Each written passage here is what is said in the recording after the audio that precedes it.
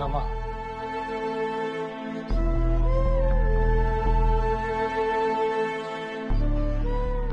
Rama, she was my life. She really was. मी इकडे भारतात नव्हतो त्यावेळेला सगळं तिने तिच्या खांद्यावरती अक्षरशः तोलून धरलं होतं.